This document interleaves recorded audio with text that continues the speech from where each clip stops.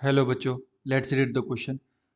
The question said that for reaction 2A gas plus B gas gives 3C gas और इसका जो enthalpy है वो -x किलो जूल दे रखा है. Then for reaction 3/2C gas gives A gas plus 3/2 B/2 gas and इसका जो enthalpy है बच्चों ये x/2 किलो जूल दे रखा है. तो हमें बताना है कि ये स्टेटमेंट ट्रू है या फिर फॉल्स है. ओके, सो हमारे पास दो रिएक्शन है एंड दोनों रिएक्शन का हमें इंथैल्पी दे रखा है और बताना है कि ये स्टेटमेंट ट्रू है या फिर फॉल्स है. तो आइए बच्चों सॉल्व करते हैं. फर्स्ट ऑफ ऑल बात करते हैं की कॉन्सेप्ट की.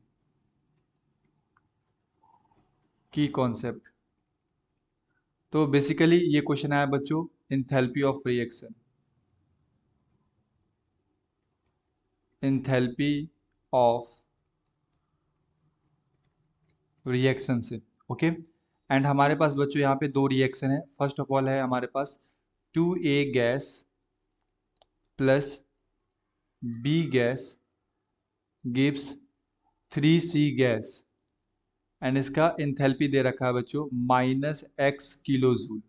ओके, एंड हमारे पास सेकेंड रिएक्शन है 3/2 C gas gives A gas plus B/2 gas. Okay, and इसका जो इंथैल्पी है बच्चों ये दे रखा है x/2 किलो जूल. तो यहाँ पे अगर आप ध्यान से देखो बच्चों तो ये जो फर्स्ट रिएक्शन है, ठीक है, इस फर्स्ट रिएक्शन को क्या कर दो, रिवर्स कर दो. तो अगर मैं फर्स्ट रिएक्शन को रिवर्स कर दूंगा तो ये हो जाएगा हमारे पास 3C gas gives 2A gas plus B gas. और जब भी हम लोग फर्स्ट रिएक्शन को रिवर्स करेंगे बच्चों तो इसका जो इंथैल्पी होगा ये भी क्या हो जाएगा, रिवर्स हो जाएगा. मतलब इसका जो साइन है वो चेंज हो जाएगा, यानी कि ये माइनस है तो ये प्लस x किलो जूल हो जाएगा. ओके, एंड देन अगर आप ये सेकेंड रिएक्शन को देखो तो यहाँ पे क्या है, 2 है ना, यानी कि 1/2 से इसे क्या किया गया बच्चों, मल्टीप्लाई किया गया. तो अगर आप इसे इस रिएक्शन को अगर आप 1/2 से मल्टीप्लाई कर दोगे तो ये हमारे पास आ जाएगा 3/2 यहाँ भी आ जाएगा a 2A/2 और यहाँ आ जाएगा B/2.